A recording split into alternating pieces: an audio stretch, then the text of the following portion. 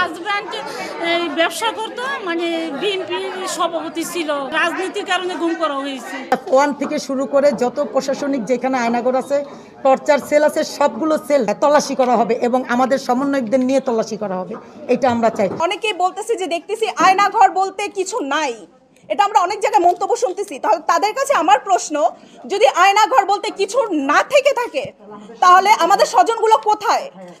তাদের কাছে প্রশ্ন, তারা তাহলে আমাদের স্বজনগুলোকে ফিরিয়ে দেখ। আমার এখানে 64 জন লিস্ট আছে, আরো বাকি তো আদার্স আরো অনেক জায়গায় লিস্ট হয়তো বা থাকতে পারে। তাহলে তারা কোথায়, এই লোকগুলো কোথায় গেল? সরকার যেহেতু 45 দিন সময় নিছে, এখন পর্যন্ত আমরা কিছু তাদের কাছ থেকে কোনো সন্ধান বা কিছু পাই নাই, আমাদেরকে কিছু বলা হয় নাই। তো সরকারের কাছে আমাদের এক দাবি আছে কিছু, তার মধ্যে 1 নম্বর দাবি হচ্ছে অবিলম্বে গুম ও নিখোঁজ ব্যক্তিদের টর্চার সেল বা আয়নাঘরের মতো বন্দিশালা থেকে তাদেরকে মুক্তি করা হোক। দ্বিতীয় হচ্ছে টর্চার সেল বা আয়নাঘর নামে গুম নিখোঁজ পরিবারের সদস্যদের নিয়ে আমাদের টর্চার সেল আয়নাঘরগুলো তদন্ত করতে দেয়া হোক। আমরা নিজ চোখে বাংলাদেশের কোথায় কোথায় আছে এগুলো সচক্ষে দেখতে চাই। আমরা রবি করে এক লোক স্যাম্পল দেখাইব কে, আবার আমার হাজব্যান্ড টাকা পাইব কে, ওই জায়গা থেকে আমাদের বাসার থেকে ফোন করে নিয়ে আসছে। নিয়ে আসার পরে আমার হাজব্যান্ড আর বাসায় ফিরে যায় নাই। পরে ওই রফিক টাকা দিব বলছিল, ওই রফিকের জিজ্ঞেস করলাম যে আপনি না আমার হাজব্যান্ডে আপনি আনছেন, টাকা দিবেন কি, আপনার হাজব্যান্ড কোথায়? উনি বলতেছে আমি জানি না, শুনলাম যে র্যাবের লোক নিয়ে গেছে। তখন আমি বললাম যে র্যাবের লোক কেন নিয়ে যাবো, আমার হাজব্যান্ডের র্যাবের এমন তো কোনো অপরাধ করে নাই যে র্যাবের লোক নিয়ে যাবো। পরে এই ধরনের কথা মানে খোঁজখবর, অনেক খোঁজখবর নিলাম, জায়গা জায়গা খোঁজখবর নিলাম, প্রত্যেক থানায় থানায় খোঁজখবর নিলাম। র্যাবে যখন দরখাস্ত দিছি, র্যাবে 3 মাস আমার দরখাস্তটা 3 মাস রাখছে, রেখে আমার খোঁজখবর নিছে। ওনাকে জিজ্ঞেস করলে, ওনাদেরকে জিজ্ঞেস করলে বলে খোঁজখবর নিতেছে। পরে 3 মাস রাখার পরে ওরা আমার খোঁজখবর দিতে পারে নাই। না দিতে পারে আমার বলতেছে আপনারা থানায় মামলা করেন। তো আমি বলতেছি কাদের নামে থানায় মামলা করবো? আনছে র্যাবেরা, তাহলে কাদের নামে মামলা? আমি 5 জন লোকের নাম লিস্ট করে দিতেছি, এই 5 জন লোকের নামে আপনি মামলা করেন। পরে ওনারা আমার 5 জন আসামির নামে নাম দিল। নাম দেওয়ার পরে আমি টঙ্গী থানায় মামলা করি। অথচ নিচে র্যাবের লোকেরা এরা দিছে পাবলিকের নাম আমাদেরকে। থানায় 9 মাস মামলাটা নিল। থানায় নেওয়ার পরে এরা বলতেছে কি, থানার লোকজনটা বলতেছে এদের কোনো সময় নাই খোঁজখবর নেওয়ার, মানে আমি ডিবিতে দিতাম। যখন ডিবিতে মামলাটা ডিবিতে আবার ট্রান্সফার করে ওরাই দিচ্ছে। দেওয়ার পরে 1 মাস রেখে আমার মামলাটা ফাইনাল রিপোর্ট দিয়ে দিচ্ছে।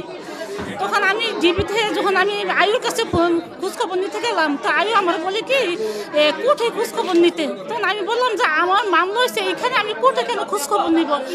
কোর্টে খোঁজখবর আপনার মামলা ফাইনাল রিপোর্ট দিয়ে দিচ্ছি। তারপর আমি কি আমার মানুষ পাইনি, আপনি ফাইনাল রিপোর্ট ফাইনাল রিপোর্ট কীভাবে দিয়ে দেন আমার মামলা?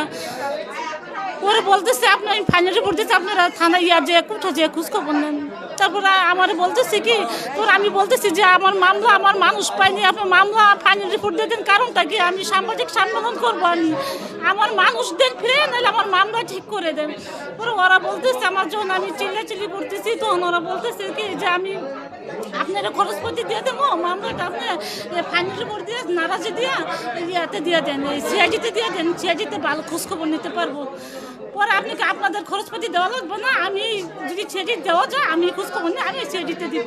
আমার হাজব্যান্ড এই ব্যবসা করতো, মানে বিএনপির সভাপতি ছিল, রাজনীতির কারণে গুম করা হয়েছে। এই সরকারের কাছে আমাদের আবেদন যে আমার 3টা মেয়ে, আমার মানে বড় মেয়েটারে 9 বছরে রেখে গেছে, আর মেজো মেয়েটা 4 বছর রেখে, ছোট মেয়েটা 2 মাস রেখে গেছে। সরকারের কাছে আমাদের আবেদন যে আমার হাজব্যান্ড যে জায়গায় থাকুক, আয়না করে থাকুক, আর যে জায়গায় থাকুক বাংলাদেশে, যে আমার হাজব্যান্ডে যে ফিরে দেয়। আর না তো যদি এরা মেরেও ফেলে, তাদের আমাদেরকে যে সঠিক একটা খোঁজখবর দেয় আমার 3টা মেয়ের দিকে তাকাইয়া। আমার এইটাই আমার আবেদন। আমার হাজব্যান্ড অপহরণ হয়েছে 2014 সালের ফেব্রুয়ারির 3 তারিখ রাতে, 4 তারিখে আর কি, 4 তারিখে আমার চোখের সামনের থেকে নিয়ে গেছে। আমার হাজব্যান্ডকে চোখ এবং মুখ হাত বেঁধে তারপরে নিয়ে গেছে।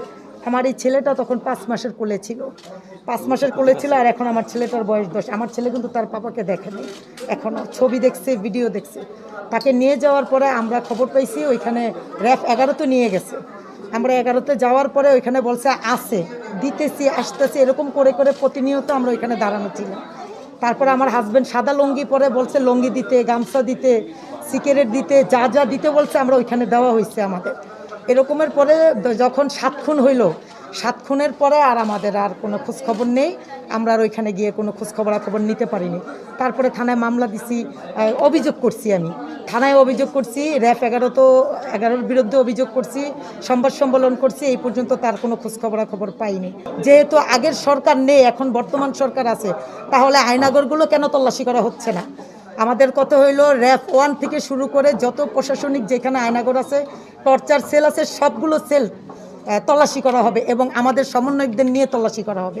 এটা আমরা চাই, সমন্বয়কদেরকে নিয়ে তল্লাশি করে আমাদের দেখানো হবে এবং প্রতিটা লোক আমাদেরকে দিয়ে দিতে হবে সপরিবারের কাছে। আমরা এটাই চাই। উনি হচ্ছেন আমার মামা।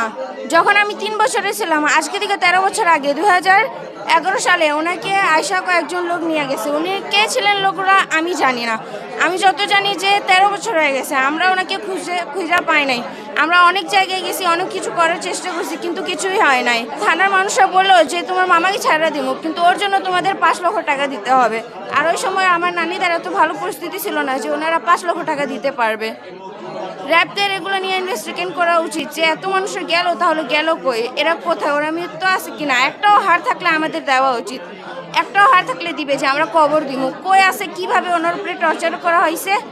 আর ওদের যে বাচ্চা এত বছরে, আমার যে কাজিন হয়েছে, যে বড় হয়েছে, বাবা ছাড়া হয়েছে, এগুলোর যে লস হয়েছে এত বছর, আমার মামির, এগুলো সব ওদের দিতে হবে।